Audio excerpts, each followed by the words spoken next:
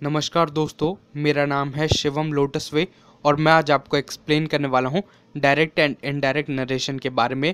इसे हम direct speech और इनडायरेक्ट स्पीच भी कहते हैं।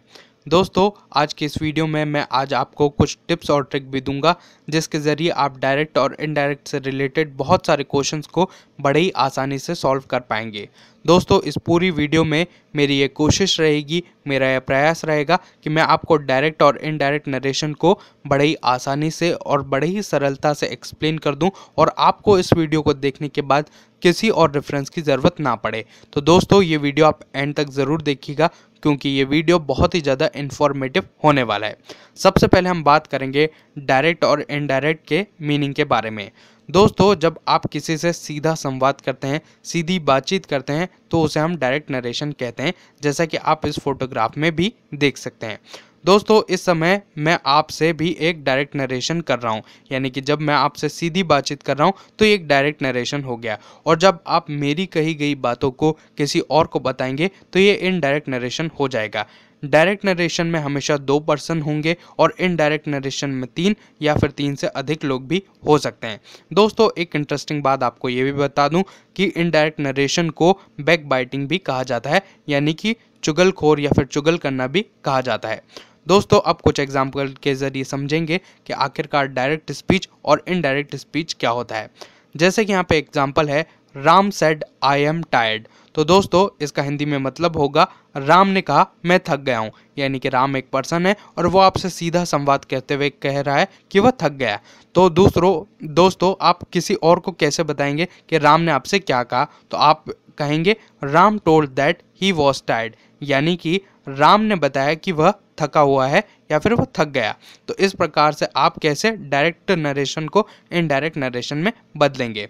दोस्तों, अब मैं आपको कुछ बहुत ही बेसिक से रूल्स बता देता हूं जिसके तहत हम डायरेक्ट स्पीच को इनडायरेक्ट स्पीच में बदलेंगे। तो उसके लिए जो रूल्स और रेगुलेशन है वो बहुत ही ज़्यादा इंपॉर्टेंट होते हैं और मैंने आपको इस स्लाइड में पूरी तरीके से बताया है कि कैसे आप चेंजेस करेंगे।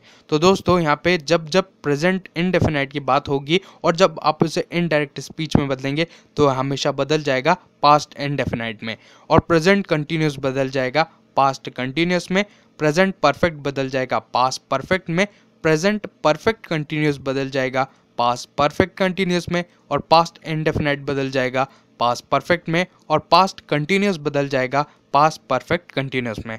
तो दोस्तों, आप देख सकते हैं जब आप इनडायरेक्ट स्पीच में बदलेंगे तब तक आप पास्ट टेंस का यूज़ करेंगे, यानी कि आप उस बारे में बात कर रहे होंगे जो पहले ही हो चुकी है। दोस्तों, एक इम्पॉर्टेंट बात और कि आप कभी भी इनडायरेक्ट स्पीच में कभी भी आप फ्यूचर टेंस का इस्तेमाल नहीं करेंगे और जो भी आप बात करेंगे वो हमेशा पास्ट टेंस में होगी। दोस्तों, अब कुछ जब हम चेंज करते हैं डायरेक्ट स्पीच से इनडायरेक्ट स्पीच में तो कुछ वर्ड्स में भी चेंजेस आते हैं और वो वर्ड में बड़े ही प्रॉक्सिमिटी में चेंजेस आते हैं, यानी कि जो वर्ड्स होते हैं बड़े ही अपने नियर शब्दों में बदल जाते हैं। जैसे कि जब हम डायरेक्ट स्पीच में लिखते हैं नाउ और उसका जब हम चेंज करेंगे इनडायरेक्ट स्पीच पे तो वो बन जाएगा देन। उसी प्रकार से हेयर बन जाएगा देयर, हैंड्स बन जाएगा देंस, हीदर बन जाएगा तीदर, और दिस बन जाएगा दैट, दीज बन जाएगा दोस्त। दोस्तों, यहाँ पे एक वर्ड आ रहा है हीदर और दीदर, ये इनका यूज़ बहुत ही कम होता है तो इनका मीनिंग मैं आपको बता देता हूँ। हीदर का मतलब होता है इधर और दीदर का मतलब होता है उधर।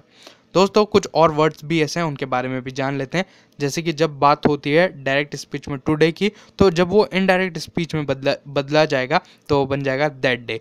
उसी प्रकार से यस्टरडे बन जाएगा द प्रीवियस डे, टुमारो बन जाएगा द नेक्स्ट डे, कम बन जाएगा गो, शाल बन जाएगा शुड, और विल बन जाएगा वुड। दोस्तों, अब आपको एक बहुत ही इंपॉर्टेंट ट्रिक देता हूं जिसके ज़रिए आप क्वेश्चंस को आसानी से सॉल्व कर पाएंगे, और ये ट्रिक है रिमूव द इन्वर्टेड कॉमास। दोस्तों, जब जब आपको डबल इन्वर्टेड कॉमास दिखे डायरेक्ट स्पीच में और जब आप उसका चेंजेस करना हो इनडायरेक्ट स्पीच में तो सबसे पहले आप इन्वर्टेड कॉमास को हटाएंगे और उसकी जगह दैट का इस्तेमाल करेंगे। दोस्तों, अब कुछ एग्जांपल्स लेते हैं और प्रैक्टिस करेंगे कि कैसे हमें क्वेश्चंस आते हैं और कैसे हमें सॉल्व करना पड़ता है।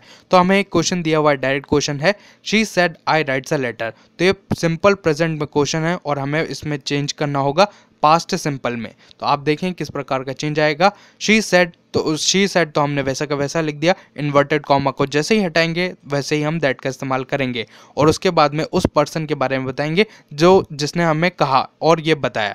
तो हम लिखेंगे शी और राइट्स की जगह बन जाएगा रोट, जो कि वर्ब का सेकंड फॉर्म है, राइट का सेकंड फॉर्म है। तो पास्ट में हमेशा हम सेकंड फॉर्म का इस्तेमाल करेंगे, शी रोट अ लेटर। तो आप देख सकते हैं सिंपल प्रेजेंट का कैसे हमने चेंज कर दिया सिंपल पास्ट में। उसी प्रकार से सेकंड एग्जांपल है she said I am writing a letter. तो दोस्तों ये प्रेजेंट कंटिन्यूस टेंस है जिसमें एम जो इज एम आर है वो हेल्पिंग वर्ब में यूज होता है और आईएनजी का इस्तेमाल होता है। तो जब हम पास्ट में चेंज करेंगे तो ये बन जाएगा she said that she was writing a letter. तो जब हम पास्ट कंटिन्यूस में चेंज करते हैं तो वॉज और वर्ब का इस्तेमाल होता है और आईएनजी का यूज हम करते हैं। दोस्तों अब नेक्स्ट एग्जांपल लेते हैं, she said I have written a letter. तो यहाँ पे जो बात हो रही है प्रेजेंट परफेक्ट की बात हो रही है, तो इसे हम बदलेंगे पास्ट परफेक्ट में, तो ये चेंज हो जाएगा she said that she had written a letter. तो आप देख सकते हैं जब प्रेजेंट टेंस होता है उसमें हैज़ और हैव का यूज़ होता है और वर्ब की थर्ड फॉर्म आती है। उसी प्रकार से जब हम पास्ट में बदलेंगे तो वो बन जाएगा हैड और वर्ब की थर्ड फॉर्म का इस्तेमाल होगा। बाकी पूरा सेंटेंस आप वैसे की वैसे ही लिख देंगे। नेक्स्ट एग्जांपल है she said I have been writing a letter since morning. तो ये प्रेजेंट परफेक्ट कंटिन्यूस टेंस है, तो इसको हम चेंज करेंगे पास्ट परफेक्ट कंटिन्यूस टेंस में। आप देखेंगे कैसे। She said that I had been writing a letter since morning. तो हैव का चेंज हो गया हैड में, बाकी हमने दैट का इस्तेमाल किया, बाकी पूरा सेंटेंस वैसे के वैसा ही हम लिख देंगे। दोस्तों कुछ और एग्जाम्पल लेते हैं।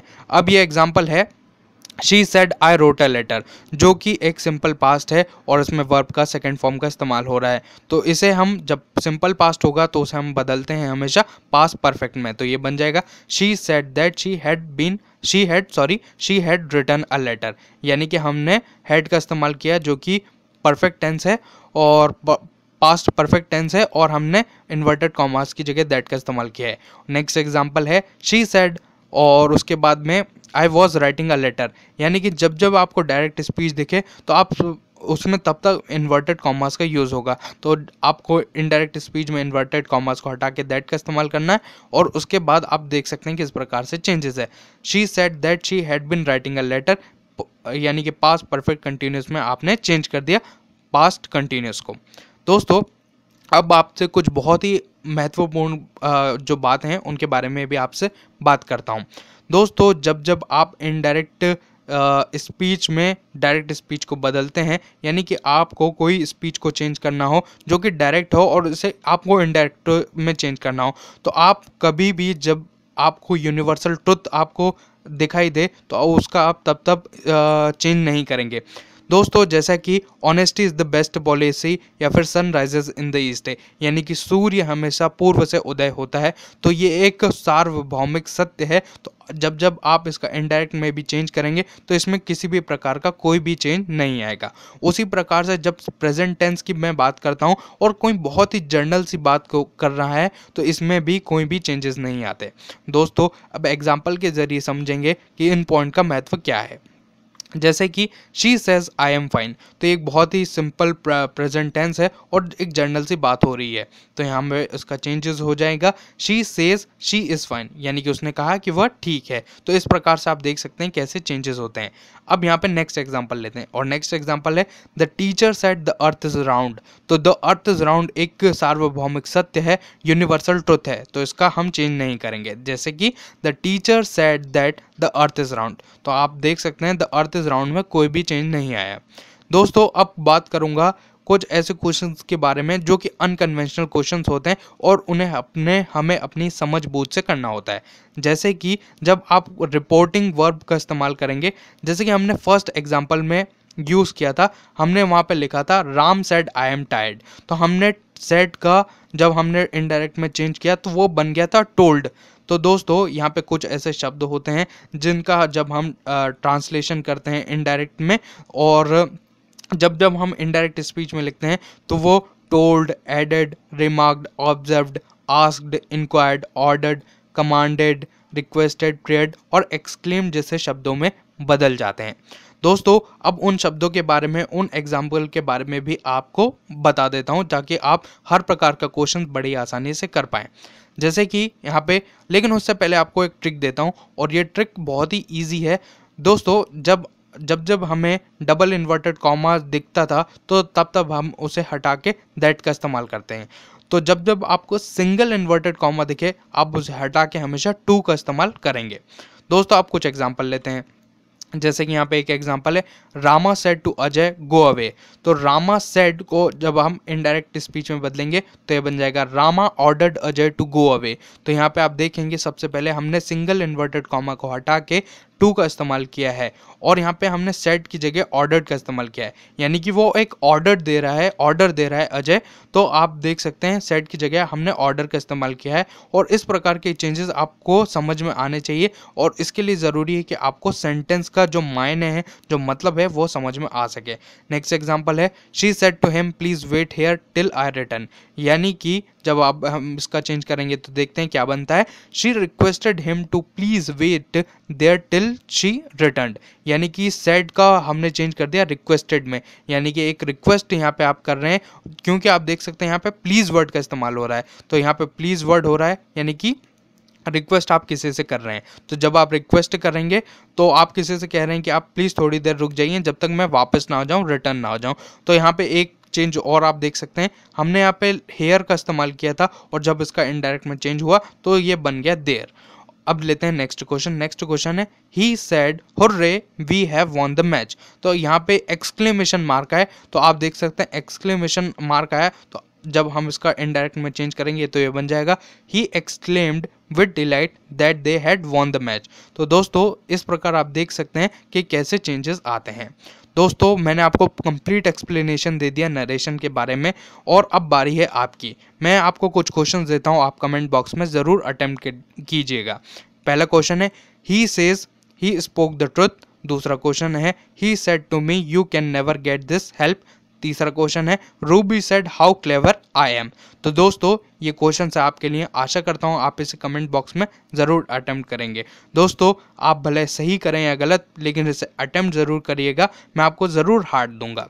दोस्तों आशा करता हूँ आपको ये वीडियो पसंद आया होगा। वीडियो पसंद आता है तो इसे लाइक बटन दबाकर ज़रूर मुझे बताइए। चैनल को अभी तक सब्सक्राइब नहीं किया तो प्लीज़ सब्सक्राइब कर लीजिए। आपने मुझे इतना समय दिया, आपका बहुत बहुत धन्यवाद। Thank you so much.